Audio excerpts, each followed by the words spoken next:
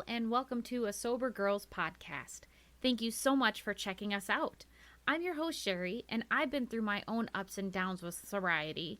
And if you're listening to this, then you have taken the first step to making a change in your life and finding a community to help you through your sobriety. Now, let's go through this journey together. What is up, fam? Happy Wednesday. Hope that all of you had a really good weekend and a great start to your week. I know I for sure am. It was a really fun, relaxing weekend for me. I went to Topgolf for the first time. That was so much fun. Did you know that they have like Angry Birds Topgolf or whatever? That was so much fun, you guys. My golf game improved so much when I was doing the Angry Birds version. So I told my husband that I am definitely the Tiger Woods of Angry Birds golf, and it felt good. I won all 3 times. Actually, probably I didn't win because I kept forgetting to switch over the screen name, but nonetheless, it was a really good weekend, and I definitely came into this week a lot more refreshed and positive. There's just been so much good going on, and that doesn't mean that I'm not stressed. I am still insanely stressed. I have a lot of wreckage from the past 9 months of my own actions that I'm trying to resolve financially, emotionally. It's just been one of those mismanaged things where I wasn't drinking, I wasn't working my program, and now I have to fix the wreckage. And it sucks because it set me back a lot further than where I wanted to be. But that's okay. All we can do is move forward and hope that things get better. Discipline, being honest with my sponsor, being honest with myself. Huge parts of growth and staying present in the program. A couple of really cool things have been happening this week, which I'm hoping next week I can tell you about. I have, number one, on my Instagram account, a group of women have created a group called Sober In, and it's sober in your local area. So for me, it's obviously sober in Richmond, Virginia. You can find me on that Instagram as well as the Sober Girl Pod. But we've partnered with Sober Buddy, and it is so awesome, you guys. The Sober Buddy app, and I'm not getting paid for this. This is not an ad.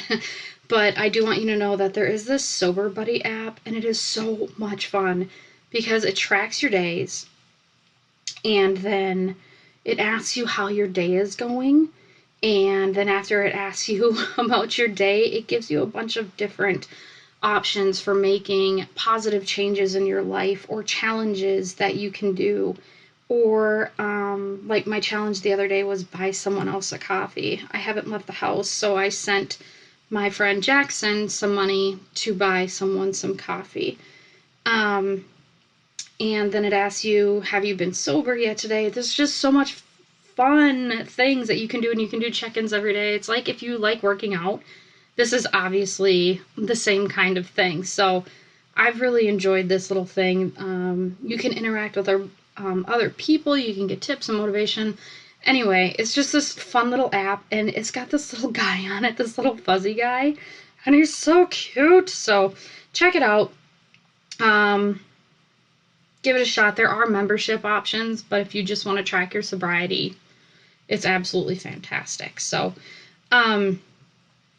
last week I touched on a little bit of, right away in the beginning, before I said, are we good? I was talking about another topic that I had in the back of my mind, and it still sat with me for this past week. So I think it's definitely something that we have to talk about, because letting go of anger and resentments, not as easy as it sounds, right? Not as easy as it sounds, not as fun to do, probably, because once we've been hurt, we don't want to let go of that. It's definitely something that I struggle with, and I had some self-realizations after that meeting. So let's just get right into it, shall we? There was a gentleman in my meeting who fought in Vietnam, and he still has a very large resentment with, that woman, Jane Fonda. Thank you. Jane Fonda, I guess, who did some very poor behavioral things during the Vietnam War, and it really offended a lot of the soldiers. And then obviously coming back and being spit on and called names, none of that is ever fun. And I listened to him, and my heart just, first of all, it broke. Because when you're in the military, you don't get an option, right? I know, please don't tell me, oh, conscientious observer. I get it. I know. You get an option, kind of. But unless you have a strict religious reasoning that doesn't allow you to have a conscientious, shut up, that word, you know what I meant, observer, then, you have to participate. And, I don't ever want to presume what that feels like, right? To cradle someone's life in your hands and have to make that decision. That's not something that I ever want to purport I understand. In the same respect, I would hope that if you have never been raped or sexually assaulted or abused, that you would not purport to understand how I feel. So it's just a matter of respect. But I do definitely understand anger and resentments. And as we discussed and went around the room talking about how to let go of those resentments, that resentments keep us sick, right? And it even states that in the 12 and 12, it not so much in the big book. It definitely is in the big book, but if you read the 12 steps and 12 traditions, it definitely goes through how important it is to let go of anger. And the 12 steps and 12 traditions gives you just an in-depth look at each step further than what would the big book. And then there's obviously the other book, Living Sober. But on page 66 of the big book, it does state if we were to live, we had to be free of anger. So there is a little bit of a discussion of justified anger and unjustified anger. And as alcoholics, we were never able to really tell the difference, were we? And in the 12 by 12, it talks about the exceptions to the rule. What is justifiable anger? If someone cheats on us, aren't we entitled to be mad? Can't we properly be angry with self-righteous folks? For AA, these are dangerous exceptions. We have found that justified anger ought to be left to those better qualified to handle it. Few people have been more victimized by resentments than have we alcoholics. It mattered little whether our resentments were justified or not. So I'm not saying that that gentleman's resentments weren't justified, right? I'm not saying that he wasn't allowed to feel those things. And I thought myself a better person in that room, in that moment, because I realized that I too had my own resentments, that I have my long-term resentments that I have not let go of. And I'm going to walk you through the process of how I got there. We were in the car on the way home, and we were talking about his resentments and not being able to let go of them. And, I told my husband that, staying angry is like drinking the poison and expecting someone else to die. Like, it just doesn't work, and you can't have resentments in AA and stay sober or healthy. And it turned out, as we continued to talk about it, that the more I talked about my relationship with men, it dawned on me that I have a very large resentment with men. Now, what does that mean? Does that mean I'm a man hater? No, that doesn't mean that I'm a man hater. And I'm not going to go around talking about how all men are narcissists and all men are abusers and all men want to do is fuck me. No, that's not what the resentment looks like. That is ignorance. You can't take one incident and blanket an entire species, race, or nation of anything, or religion for that aspect. But it dawned on me that in this conversation, that I know I have talked about my resentments and my events and my anger in my fifth step, right? You do your fourth step, you do your fifth step. But when it comes to men, I am overly cautious. And I think overly cautious might be putting it mildly. I tend to not put myself in situations where I know that men would be able to overpower me or corner me or take advantage of me. And it doesn't matter the man. I will tell you there is a physical exchange and understanding in my brain of when I look at a man's physique or size, that my brain understands that they could overpower me. I also understand that there are more feminine men that are not a threat. There are also men that just aren't a threat to me. One of my really, really good friends wouldn't hurt a fly. He talks to me about everything. He has supported my marriage. He has supported my dreams, my goals. He is genuinely a friend and probably one of the only men that I trust in my life. And that, in and of itself, still doesn't make me trust him, because I have a resentment. I have a fear of what he could possibly do to me. Now, that might be awareness, right? That might be the ability to say, hey, something isn't right here. Hey, something doesn't feel right here. Something doesn't look good here. And being aware of your surroundings. Being aware of your surroundings is super important. That's something that you evidently and obviously should be at all times. I told my husband I wanted to go on a solo trip to Disney World, and he was like, I don't know about that, because you get so into what you're doing, you don't pay attention to anything around you. It's not a controlling statement. What he's saying is, even if you go by yourself, it would probably be a good idea to have a supervisor hanging out in the background, because you don't pay attention to anything. Because I'm enamored at baseball games, I'm enamored at Disney World, and I don't want to pay attention to anything than what's going on in front of me. And so self-awareness is really important.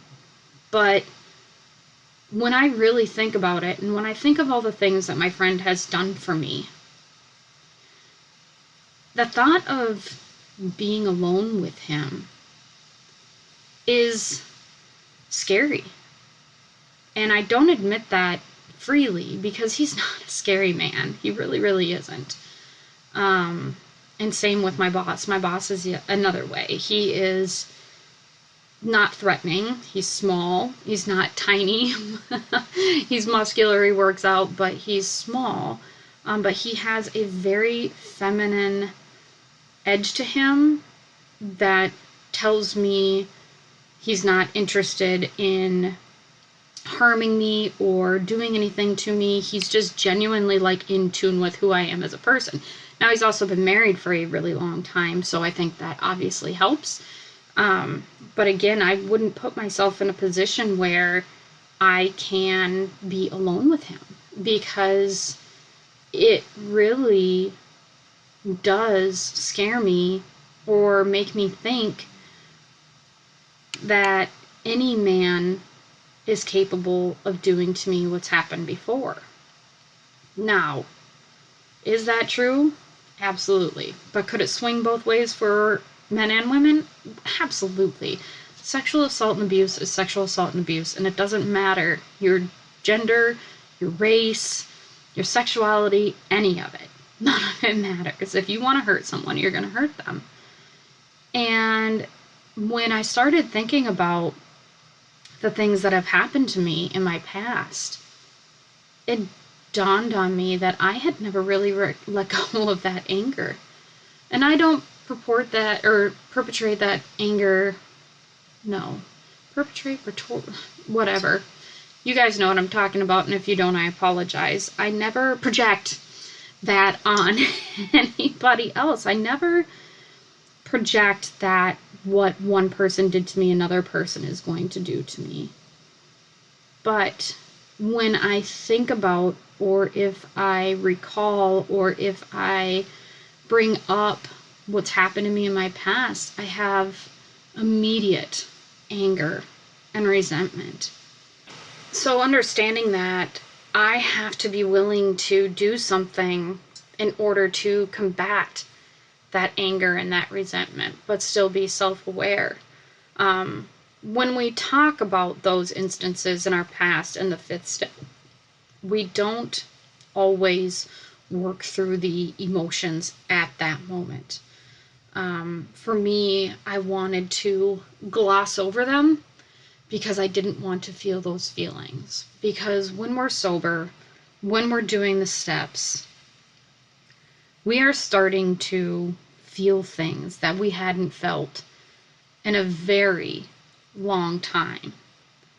And emotions cannot be seen or touched. They're intangible. So how can we hang on to them and let go of something that we can't even see? You know, I went how long without realizing that I had these emotions or resentments, anger. We have to find these emotions. They're not going to materialize though. They manifest. And they manifest in the ways that I was telling you earlier. Afraid to be alone with one of my best male friends. Afraid of not pleasing my husband. Afraid of being alone with my boss. Afraid of being in a room full of men and something happening to me. It's not that I want them to happen or I'm willing them to happen. They just manifest in my behavior, the way I act, the way I react, the way I understand, the way I don't bother to follow through with things, the way I constantly have a companion. The lack of trust I have in men as a whole comes from so much pain in my life. And I couldn't understand how that man who fought a war that was, oh my God, what are we going on? Almost 60 years ago, could still hang on to that resentment and that anger because it's so unhealthy to do. But now I get it. And for me, I want to let go of that resentment. I want to let go of that anger because I don't want to hang on to it. It's not that I want to be complacent, right? Because you need to be self-aware.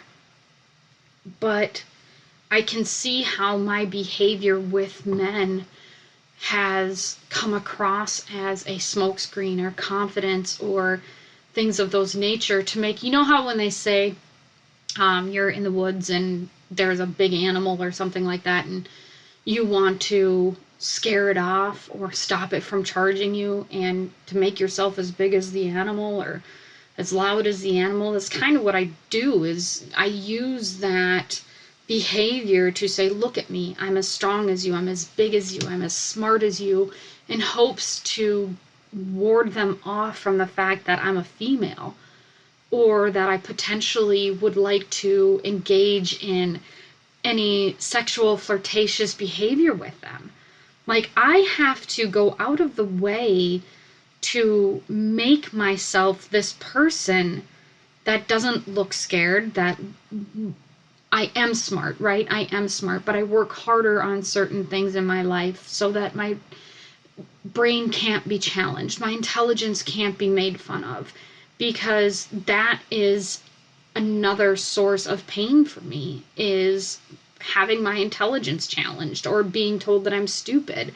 No one likes to be told that you're stupid. And for many, many, many, many different reasons, there are tons of us who have been told that throughout our lives by certain people. And I would bet that if you took a long, hard look at it, you would understand that you definitely probably have a resentment somewhere that hasn't been handled. Or if you have, that is awesome. I want to encourage you and tell you I'm proud of you for being able to do that. I am so sorry I'm not speaking well today, you guys, but this is just, it's what you get today. I am tired. So anger and resentments are something that will not work in this program. And it doesn't matter how far down we bury things or push things or shove things, they will come up. They will come up. They will come up and they will manifest in our behaviors and our actions. And that is something that we all need to be made well aware of. And I encourage you that if you haven't done a 4-step in a while, go back and do one again. I know that I'm getting ready to do one again because I absolutely know that there are things, not even like in my past, but like in the past year, that I absolutely need to clean my side of the street on. I definitely need to make sure that I am being held accountable for or recognizing my downfalls. You know, there's absolutely something that we are responsible for at all times. And if I can be responsible for my happiness by simply just doing a 4-step and 5th-step with my sponsor, then I'm going to do that. Now I'm going to flip this over the other way for the last few minutes. Because anger is not just something we experience as alcoholics. There are tons and tons of people in the world that experience anger and frustration. And lately I have been dealing with people in my life who are extremely, extremely angry. And why are they angry? Because they don't have a program. Because they don't have a program of recovery. They don't have a program that helps them to process their feelings and emotions, and so they have untapped trauma that for years they just deal with. And because they aren't taking care of themselves, because they aren't either able to recognize what's going on, or they refuse help, or they think, well, if I can just control my triggers or things that upset me, then it won't be a big deal, they are not going to get better. And that is not your fault. You need to be able to set boundaries with angry people. As much as if you are angry, people should be setting boundaries with you. And I really hope that you have a sponsor or sober friends that can, or even, friends, that can point that out to you. That's one thing that I do point out to my husband. I'm overly optimistic and he's overly pessimistic. So that is a meeting ground for us, but that's not an anger issue. It's just a reality versus pink cloud issue sometimes. But setting boundaries with angry people is so important, you guys. It is so important for your mental health. And it is important so that they understand that they can't treat you a certain way simply because they feel a certain way.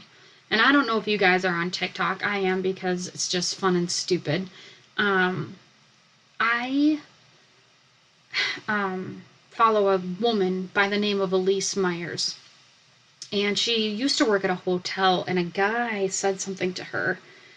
And he said it in a really shitty manner. Like a really shitty manner. And she said, you know what? I don't receive that. I don't receive the way you are talking to me. I don't receive the way you are making me feel, and I'm going to have to walk away. And that infuriated him. But she made the choice to not accept the way that he was talking to her, and she didn't receive it. Nope, I'm not going to do it.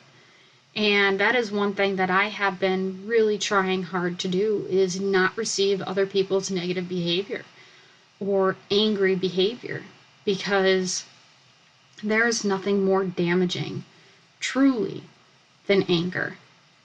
And I've noticed that throughout my drinking time and throughout my sobriety time, anytime something comes up where anger is involved, the situation only gets worse, because there is self-righteous anger, and there is misunderstanding, and there is fear, and there's all these things that bring us to what justified and unjustified anger we feel we can have, which is none. There is no difference, because we make everything about us.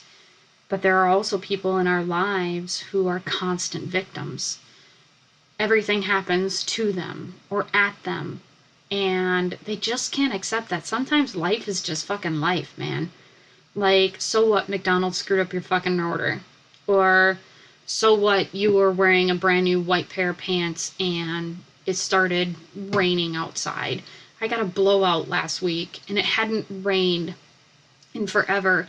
It kept saying rain 60%, rain 60%, and it just didn't happen. So then I finally went and got a blowout, and guess what happened?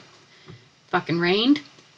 It's okay. Was it money down the drain? Yeah, kinda. It really was. But at the same time, I mean, it's just money, and it's just hair, and nobody cared. I work from home. I did it because I wanted to feel good, and I did. I felt great, and I felt great afterwards.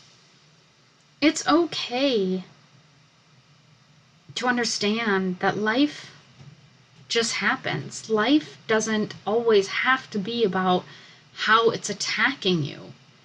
If you are constantly waiting for the next bad thing to happen, you are never, ever going to be happy. You are never going to feel secure. And everyone that you come into contact with, you are going to drag down with you. And I am not saying to be a happy-go-lucky, oh my God, unicorns and rainbows person. If that's not you, then that's not you. That's okay. But to be a pessimistic, angry victim at every stage of your life because something or someone did you wrong and you refuse to deal with it, that's not on anybody else but you. We do not have to receive it. I do not have to receive it. You do not have to receive it. Nobody has to receive anyone else's shit energy. And set that boundary. Set it. Friends, family, coworkers, bosses, gas station attendants, customers. Yes, family, all of it. It absolutely matters. I am more than willing to admit that there are times where I get pissy. And I will snippy snap at my kid or my husband. But outside of that, I try to bring that negative energy to my sponsor, who willingly helps me at every step of the way. And we can do that for you too. You don't have to live in anger. And if you're not an alcoholic or an addict and you're just listening to this, that's okay. You don't have to live in anger either, my friend. Go to counseling. Work through your shit. Because nobody wants to be around an angry, miserable, pessimistic dick. They just don't. And they won't. And if they do, it's probably more out of pity than it is anything. Or they don't know any better, that they don't have to receive your energy. So I just want everybody really to do a 10-step every night this week. Go through your day. Go through your day and see where you screwed up. where you didn't get something right. And really kind of understand that you are a part of the problem sometimes. Instead of being part of the problem, try and be part of the solution. I really encourage you to take a deep look into some of the things that make you manifest or react in certain ways, even if it's something small, because something small means something bigger is underneath.